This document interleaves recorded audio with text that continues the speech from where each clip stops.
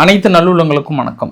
நான் உங்கள் ரவிக்குமார். தொடர்ந்து நம்ம தமிழக அரசியல், நம்ம இந்திய அரசியலை பற்றி ரொம்ப தெளிவாகவும் ஆழமாகவும் பார்த்துட்ருக்கோம் இல்லையா?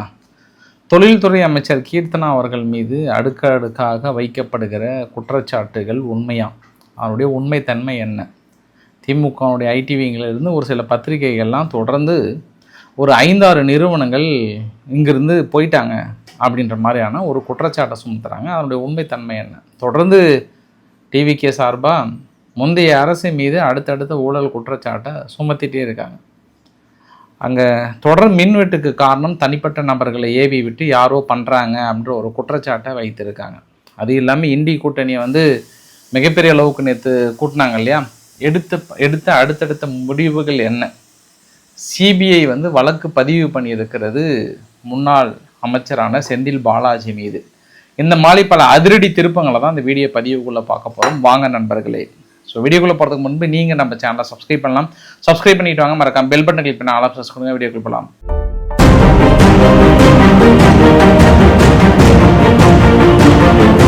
ரொம்ப விலை உயர்ந்த ஆப்பிள் அப்படின்னா அது ஆதாம் ஏவாள் கடிச்சு தூக்கி போட்ட ஆப்பிள் தான் விலை உயர்ந்த ஆப்பிள். ஆனால் அது கிடைக்காது இல்லையா?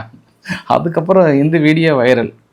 கர்நாடகானுடைய புதிய முதல்வராக பொறுப்பேற்றிருக்கிற டிகேஎஸ் அவர்கள் ஒரு ஆப்பிளை கடித்து போட்டுக்கோன்னார். பற்றியா சாப்பிடுவான். அந்த ஆப்பிளுக்கு ஒரே அடிதடி. எனக்கு தான் வேணும் என் தலைவர் கடிச்ச ஆப்பிள் அப்படின்ற மாதிரி ஒரே அடிதடியாக இருந்தது. அப்போ தான் நினச்சேன், இவர் துவச்சி போட்ட ட்ராயர் கூட பயங்கர ஒரு டிமாண்ட் இருக்கும் போல அப்படின்னு நினச்சேன் நான். ஏன்னா அமைதிப்படையில் சத்யராஜ் அவர்கள் அந்த ட்ராயர் எடுக்கிறதுக்கு சண்டை போடுவாங்கல்ல, அந்த பட்டாப்பட்டி ட்ராயர் எடுக்கிறதுக்கு. அப்போ தான் நான் நினச்சி பார்த்தேன் இந்த மாதிரி சீனெல்லாம். கடிச்சு போட்ட ஆப்பிளுக்கே இவ்வளோ அடிதடி அப்படின்னா சும்மா அப்படி குளிச்சு தூக்கி போட்ட அந்த ட்ராயருக்கு எவ்வளோ அடிதடி இருக்கும் அப்படின்னு அந்த இடத்துல மனசுக்குள்ள பல கற்பனைகள் ஓடியது. அது உண்மையாக இருக்கும் மாட்டதையும் பார்த்துடலாம். சரி, இப்போ நான் உங்களுக்கு அடுத்தடுத்து ஒரு ஸ்லைடெல்லாம் உங்களுக்கு காட்டுறேன் நான். ஏன்னா தொழில்துறை அமைச்சரான கீர்த்தனா அவர்கள் மீது தனிப்பட்ட முறையில் நிறைய தாக்குதல்கள். மற்ற எல்லா அமைச்சர்களை விட இவங்களை குறிவைத்து ஏன் தாக்குறாங்க அப்படின்றதுக்கான காரணம் எனக்கு தெரியல. ஆனால் அவங்க என்னெல்லாம் காரணம் சொல்லியிருக்காங்கன்றதை பார்த்துடலாம். நம்ம முதல் பதிவு ஏரோஸ்பேஸ் ஆந்திராவுக்கு போயிடுச்சு, ராயல் என்ஃபீல்டு ஆந்திராவுக்கு போயிடுச்சு, மசாகான் ஆந்திராவுக்கு போயிடுச்சு. தமிழ்நாட்டில் இருக்கக்கூடிய தொழில்கள் வெளியேறினாலும் ஆந்திராவின் வளர்ச்சிக்காக அயராத உழைக்கும் கீர்த்தனா அவர்களுக்கு வாழ்த்துக்கள்.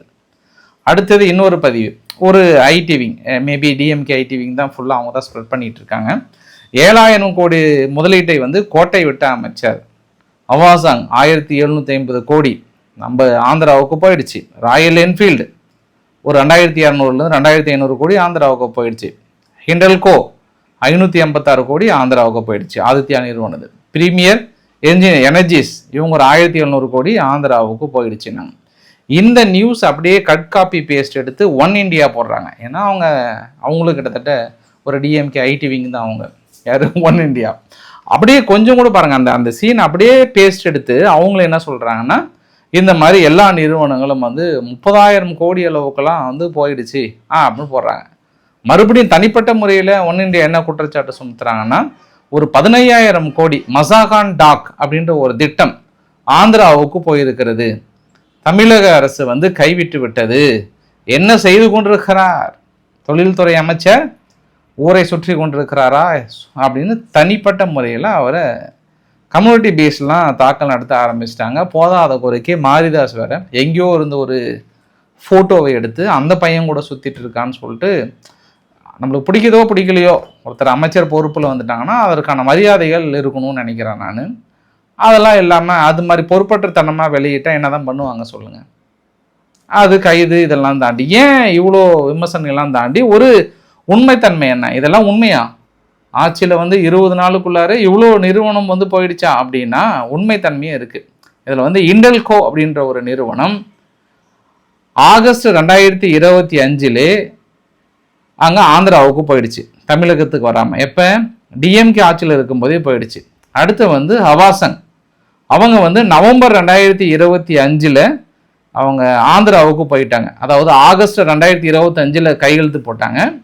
கையெழுத்து போட்டதுக்கப்புறம் கொஞ்சம் ஒரு சில டேர்ம்ஸ் அண்ட் கண்டிஷன்லாம் சரியாக அவங்க ஃபாலோ பண்ணாதனால நவம்பர் 2025 போயிட்டாங்க. ராயல் என்ஃபீல்டு 2,200 2,500 கோடி அவங்க என்ன சொல்கிறாங்கன்னா, இங்கே இருக்கிறத மூவ் பண்ணல, பிளான்ட்டை எக்ஸ்பென்ஷன் பண்ணுறோம், அவ்வளோதான். இன்னொரு பிளான்ட் அங்கே நிறுவ போகிறோம் அப்படின்னு சொல்லிட்டாங்க. அப்போ 3 பொய் ஆயிடுச்சா?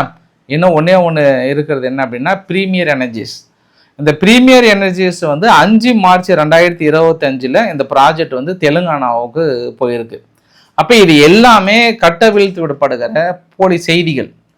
இது எல்லாமே போன 2025 இங்கிருந்து போன நிறுவனங்கள், இப்போ கிடையாது. போன 2025 டிசம்பருக்குள்ளேயே எல்லாமே முடிவெடுக்கப்பட்ட நிறுவனங்கள் இப்போ வந்து தனிப்பட்ட வெறுப்பில் கோத்து விட்றாங்களா அப்படின்றதையும் பார்க்க முடிகிறது. இன்னொரு விஷயம் என்னன்னா, அந்த மசாகான் டாக் அப்படின்ற ஒரு நிறுவனம் இன்னைக்கு ஒரு ஆங்கில நாளிதழில் ரொம்ப தெளிவாக போட்டிருந்தாங்க.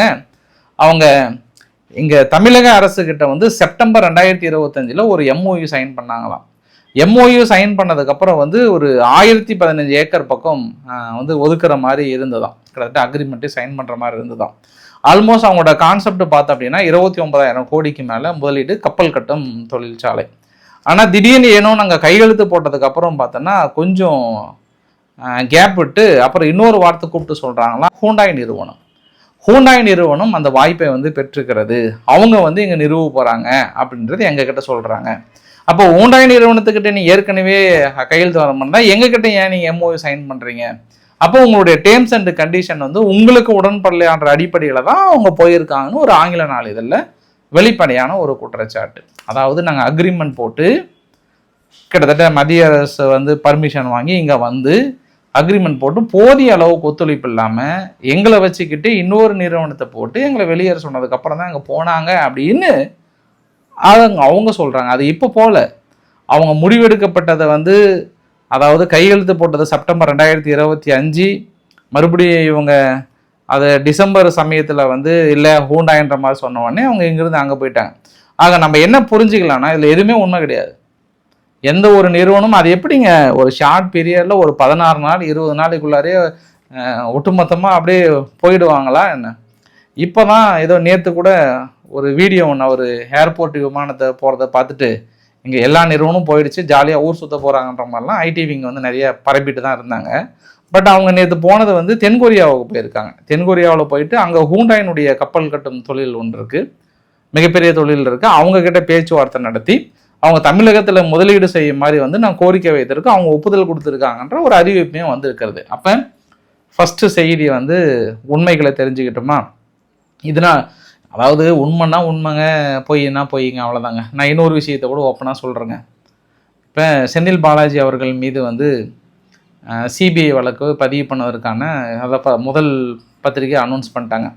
இன்றைக்கி நியூஸில் கூட பார்த்தேன், மின் வாரியத்தில் பல கோடி முறைகேடு, சிக்கும் முக்கிய தலைகள் களத்தில் CBI அப்படின்லாம் போட்டு என்ன மின் மாற்றியில் இது ஆக்சுவலாக இந்த வழக்கு தொடுத்தது யார் அப்படின்னா அறப்போர் இயக்கம்.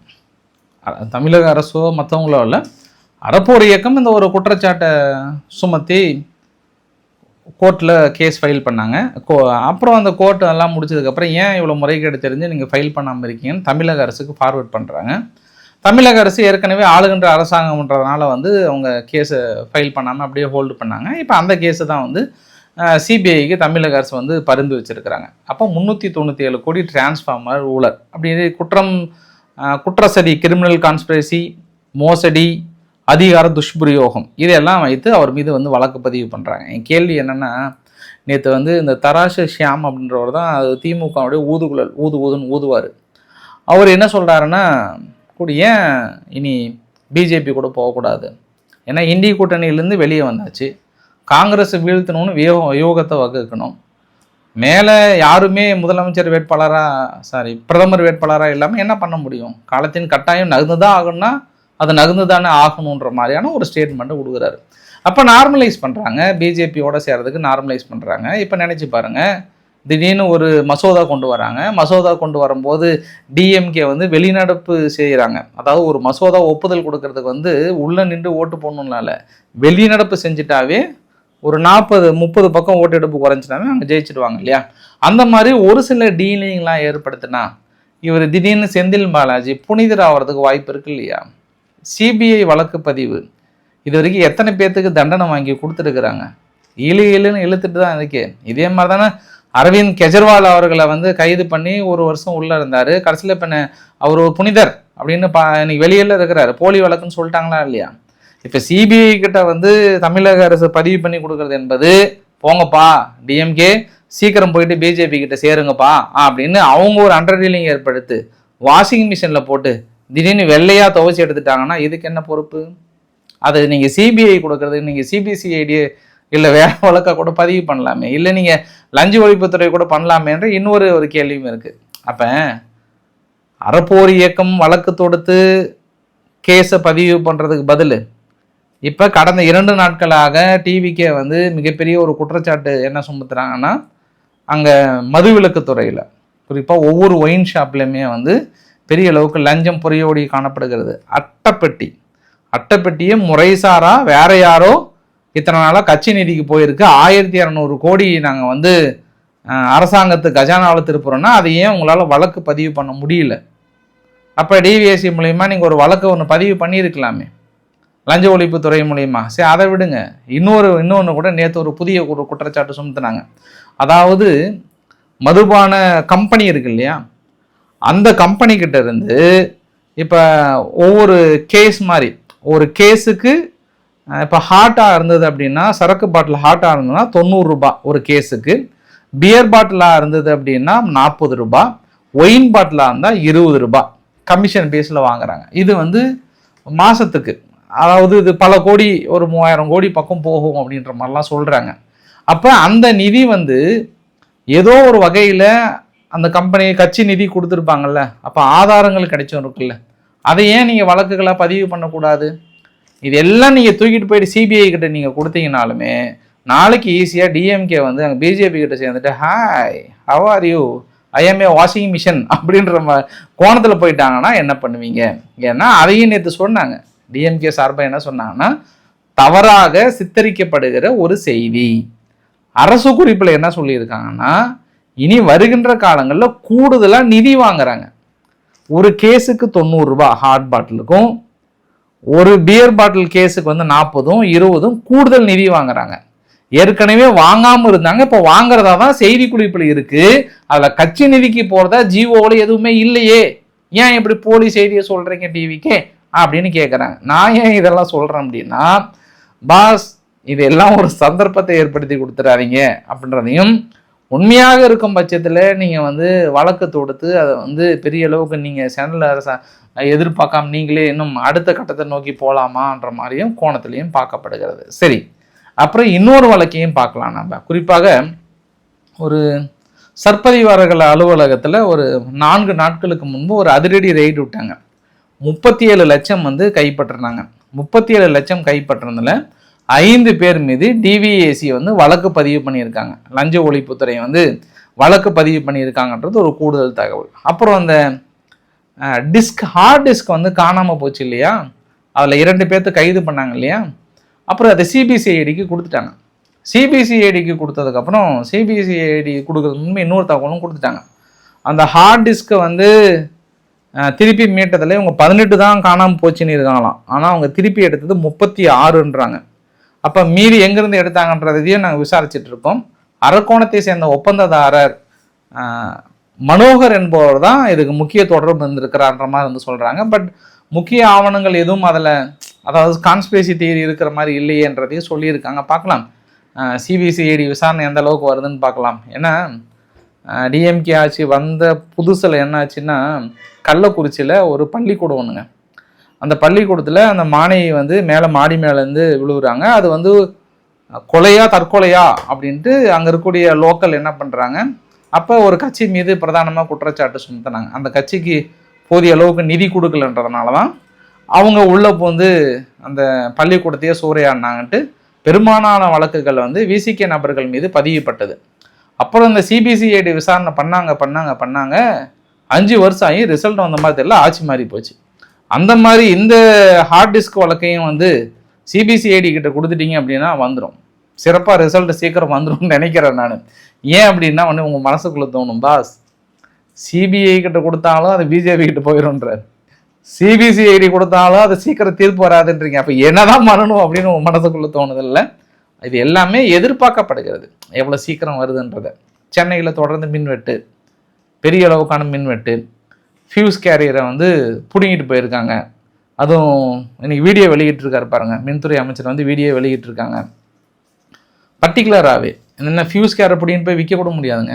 அதை வந்து மின்தடையை ஏற்படுத்த வேண்டும், ஆட்சிக்கு கெட்ட பெயரை ஏற்படுத்த வேண்டும் என்ற நோக்கத்தில் தான் பிடிங்கியிருக்காங்க. அதில் எந்த மாற்று கருத்துமே இல்லை.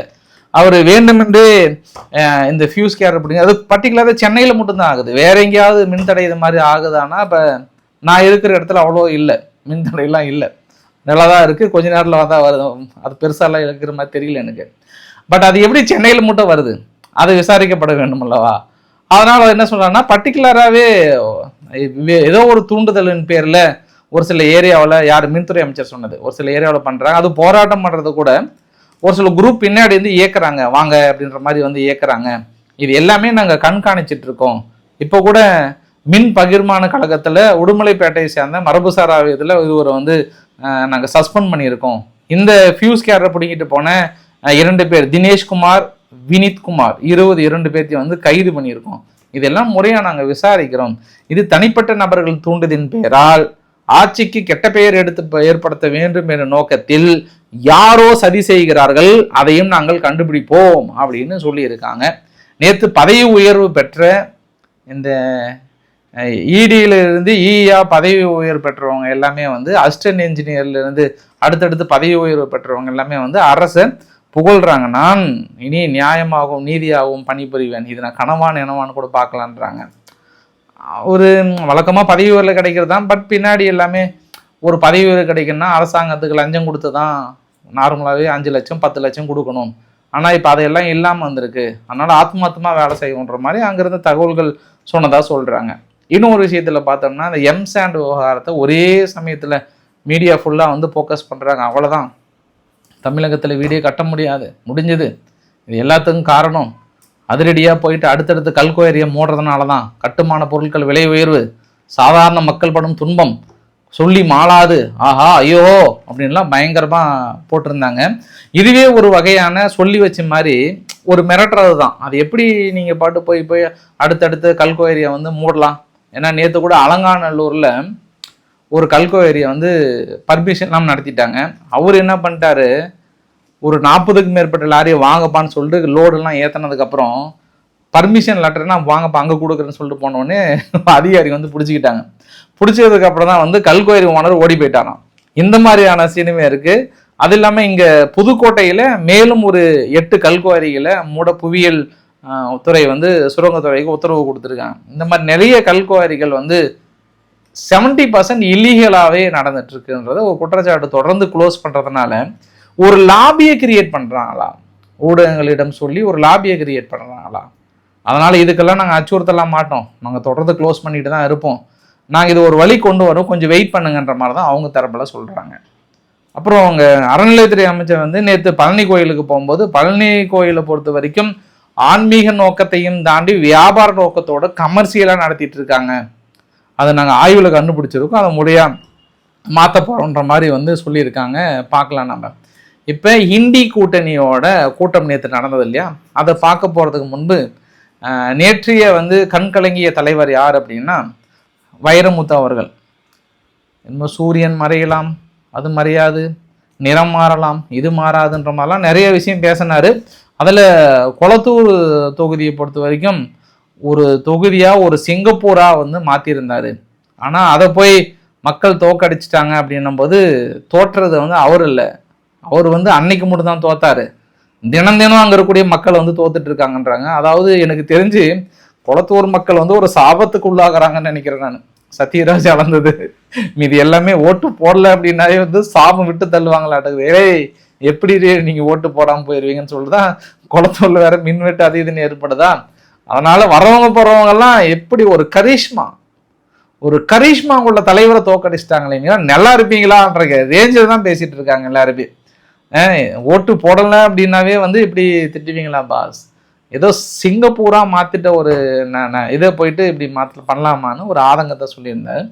நேற்று இண்டி கூட்டணி நடந்தது. இண்டி கூட்டணி நடந்ததில் திருமாவளவன் அவர்கள் நேருக்கு எதிராகவே காங்கிரஸ் செய்கிறது சரியில்லை, ஒவ்வொரு மாநிலத்துக்குள்ளேயும் இருக்கக்கூடிய கட்சிகளை வந்து அழிக்கணுன்ற நோக்கத்தில் வந்து சரி, நீங்கள் சரியாக நடந்துக்கிட்டு இருந்தீங்கன்னா திமுக ஜெயிச்சிருக்கோம், நீங்கள் சரியாக நடந்துக்கலான்றாரு. ஏன்னா ராகுல் காந்தி அவர்கள் முறையாக போயிட்டு டிஎம்கேவோட தலைவரை சந்திக்கவே இல்லை, எலெக்ஷன் சமயத்தில் சந்திக்கவே இல்லை, வேண்டுமென்றே புறக்கணித்து பர்டிகுலராகவே நீங்கள் தோக்கடிக்கணுன்ற எண்ணத்தில் தான் நடந்துக்கிட்டீங்கன்றது ஒரு குற்றச்சாட்டு நேரடி. அப்படி என்ன சொன்னாங்க, வெளுத்தெடுத்த, அப்படிதான் வந்து பத்திரிகைகளே எல்லாம் பார்த்தேன் நான், வெளுத்தெடுத்த திருமா, பதறிய காங்கிரஸ், திணறிய இந்திய கூட்டணி, அப்படிதான் அந்த டாபிக் எல்லாம் பார்த்தேன் நான். சரி நினச்சிக்கிட்டேன் நான். அப்புறம் இன்னொரு விஷயத்தை என்ன சொன்னாருன்னா, அங்கே திரிணாமுல் காங்கிரஸ் வெஸ்ட் பெங்காலில் தோத்தது காரணம் அங்கே தான்றாங்க. அவங்க என்ன பண்ணுவாங்க, காங்கிரஸ் போயிட்டு நாங்கள் கூட்டணி வைக்கிறோம், எங்களுக்கு அட்லீஸ்ட் ஒரு 10 சீட்டாவது கொடுங்கன்னா, ஒரு சீட்டு தான் கொடுப்போன்னு அந்த அம்மா ஒத்த காலில் நின்றாங்க. ஒரே ஒரு சீட்டு தான் காங்கிரஸ், முடிஞ்சா வாழ வெளியே போய் கெட்ட ட்ராஸ்கல்ன்ற ரேஞ்சு தான் அவங்க பேசினாங்க. காங்கிரஸ் மதிக்கவே கிடையாது. அவங்க ஓடி வந்து இங்கே காங்கிரஸ் தான் காரணம் அப்படின்னு குற்றச்சாட்டு சுமத்துறது எனக்கு எப்படின்னு தெரியல. அதுக்கு தான் எங்கே சொன்னாங்க, அது எப்படிங்க ஒரு மாநிலத்தில் ஒரு கட்சி தோற்றா பழியை தூக்கி காங்கிரஸ் மேலே போட்டுருவீங்களா? அப்படி ஏற்கனவே கமிஷன்லாம் வாங்கிட்டு இருந்த என் கண்ணுக்கு தெரியாதா அப்படின்னு இங்கே காங்கிரஸ் சார்பாக வந்து கேட்குறாங்க. அதையும் தாண்டி இந்திய கூட்டணி இனிமேல் மாதத்துக்கு ஒரு தடவை நடக்குமா, இனிமேட்டு ஆளுகின்ற அரசாங்கத்தை நோக்கி அடுத்தடுத்து கேள்விகளும் கூட்டணிகளும் போட்டு பொழக்க போகிறோன்ற மாதிரி சொல்லியிருக்காங்க. என்ன நடக்க போது தெரியல. அந்த கூட்டம் நடக்கும் போதே காங்கிரஸ் விமர்சித்து டெல்லியில் ஃபுல்லாக பேனர் வந்து போட்டிருந்தாங்க, யார் டிஎம்கே சார்பாக. பட் அந்த பேனர் தமிழில் இல்லை, ஹிந்தியில் தான் இருந்தது. அதுவும் ஒரு குறிப்பிடத்தகுந்த விஷயம் கூட. அப்புறம் திரிணாமுல் காங்கிரஸ்னுடைய 28 எம்பி இருக்காங்க ராஜ்யசபாவில், 20 பேர் வந்து இவங்களுக்கு ஆதரவு கொடுக்குறேன்ட்டாங்க. யாருக்கு? என்டிஏ கூட்டணிக்கு ஆதரவு கொடுக்குறேன்ட்டாங்க. ரொம்ப வருஷத்துக்கு அப்புறம், வரலாற்றிலே முதல் முறையெல்லாம் இல்லை, ஏற்கனவே காங்கிரஸ் இருக்குது, இப்போ ரொம்ப வருஷத்துக்கு அப்புறம் ஒரு பெரும்பான்மை பெற்றிருக்கிறாங்க. இனி ராஜ்யசபாவில் வந்து எந்த எதிர்ப்புமே இல்லாமல் ஒரு மசோதா கொண்டு வந்தாங்கன்னா நிறைவேறிடும். இருக்கிறது அங்கே லோக்சபா மட்டும்தான். அதுலேயுமே கொஞ்சம் திமுக அப்படி இப்படின்னு அனுசரித்தாங்கன்னா இங்கே வெளுத்துடலாம், அதாவது வாஷிங் மிஷினில் போட்டு வெளுத்து எப்படி வெள்ளையாக வந்துடலாம், அந்த பக்கம் போயிடலாம். ஏன்னா சுவேந்து அதிகாரிலாம் இருக்கிறாரில்ல வெஸ்ட் பெங்காலில், அவரெல்லாம் ஒரு காலத்தில் அங்கே இதுதான் இருந்தார். இப்போ செந்தில் பாலாஜி அவர்கள் மீது ஒரு குற்றம் வைக்கிறாங்கல்ல, அதே மாதிரி இருந்தவர் தான் அங்கே வெஸ்ட் பெங்கால் திரிணாமுல் காங்கிரஸில் இருந்தவர் தான் அவர். அதுக்கப்புறம் அவரை தூக்கி அது மாதிரி பண்ணி இன்றைக்கி பாருங்கள் சிறப்பாக கொண்டு வந்துட்டு கடைசியில் அந்த அம்மாவே ஒன்றும் இல்லாமல் பண்ணிவிட்டாங்க. அந்த காக்ரோச் ஜனதா பார்ட்டின்னு புதுசாக ஆரம்பிச்சிருக்காங்கல்ல, அதையும் கொண்டு வந்து நம்மளுக்குள்ளே சேர்த்திக்கலாமே அப்படின்னு திருமாவளவன் அவர்கள் வந்து ஒரு ஐடியாவை கொடுத்துருக்கிறார். இந்த வீடியோவோட நிறைவு பகுதியில் அண்ணாமலை அவர்களை பற்றி பார்த்துடலாம். 17 லட்சம் பேர் வந்து இது வரைக்கும் இணைந்திருக்கிறாங்கன்ற மாதிரி வந்து சொல்கிறாங்க. பட் நிறைய விமர்சனம் வைக்கிறாங்க. ஏப்பா அவங்கக்கிட்ட ரோடில் நம்பரை வாங்கி ஓடிபி கொடுத்து சேர்ந்துருக்காங்கப்பா அப்படின்ற ஒரு குற்றச்சாட்டுமே சுமத்துறாங்க. பட்டு ஸ்ரீகாந்த் கருணேஷ் அவர் தான் எப்போவுமே மோடி அவர்கள் பேசும்போது தமிழில் டிரான்ஸ்லேட் பண்ணக்கூடியவர். அவர் போயிட்டு அங்கே அண்ணாமலை அவர்கள் நான் சப்போர்ட் பண்ணுறேன்னு சொல்லியிருக்கிறார். திருமங்கலத்தில் 200க்கும் மேற்பட்ட பிஜேபி கேடர் வந்து போயிட்டு அண்ணாமலை அவர்களுக்கு சப்போர்ட் பண்ணுறாங்க. பாரதிய ஜனதாவுடைய கூட்டுறவு பிரிவினுடைய மாநில தலைவர் அவர் ராஜினாமா பண்ணிட்டு அங்கே சேர்ந்திருக்கிறார். அப்புறம் விவசாய அணியினுடைய பாரதிய ஜனதாவுடைய மாநில தலைவர் போயிட்டு அண்ணாமலை அவர்கள்கிட்ட வந்து சேர்ந்திருக்கிறார். இது மாதிரி லிஸ்ட் நீளுது. இந்த மாதிரி கோவை மாவட்ட பாரதிய ஜனதாவுடைய முக்கிய தலைவர்கள் வந்து போய் அங்கே சேர்ந்திருக்கிறார். அது இல்லாமல் ஆடிட்டர் குருமூர்த்தி அவர்கள் என்ன சொல்கிறாருன்னா, எப்போ பிஜேபியை வந்து ஏடிஎம்கே நம்பி இருக்கும்போது ஏடிஎம்கே எங்களுக்கு திமுகவே பெட்டர்னு கை கழுவு விட்டு ஆரம்பித்தாங்களோ அப்பயே அண்ணாமலை அவர்கள் விலகணுன்ற முடிவு வந்து சரின்னு பட்டது அப்படின்ற ஒரு இதுவுமே வந்து சொல்கிறாங்க. வீடியோட கிளைமேக்ஸில் ஒன்று தான், 2016 நடந்த தேர்தலில் ராதாபுரம் சட்டமன்ற தொகுதியில் அப்பாவு அவர்களுடைய வெற்றி சரிதான் அப்படின்னு என்பதுரை அவர்களுக்கு எதிராக வந்த வழக்கை வந்து மறுபடியும் இப்போ உயர்நீதிமன்ற உத்தரவை வந்து ரத்து செய்ய சொல்லி உச்சநீதிமன்றத்துக்கு போகிறாரு. அவங்க 2 பேரும் 90 வயசு 100 வயசு இறக்குறதுக்குள்ளார ஒரு தீர்ப்பு கொடுத்துருங்க பாஸ். 2016 வந்த தீர்ப்பு ஏற்கனவே 10 வருஷத்துக்கு மேலே ஆகி போச்சு. 10 இப்போ மறுபடியும் ஒரு எத்தனை வருஷம் இழுக்க போகிறீங்களே தெரியல, பார்க்கலாம் நம்ம. ஸோ இன்றைக்கு ஓரளவுக்கான தகவலை கவர் பண்ண நினைக்கிறேன். பிடிச்சிருந்தா லைக் பண்ணுங்கள், ஃப்ரெண்ட்ஸையும் ஷேர் பண்ணுங்கள், சப்ஸ்கிரைப் பண்ணுங்கள். ரவிக்குமார் அரசியல் உண்மைகள். நன்றி, வணக்கம்.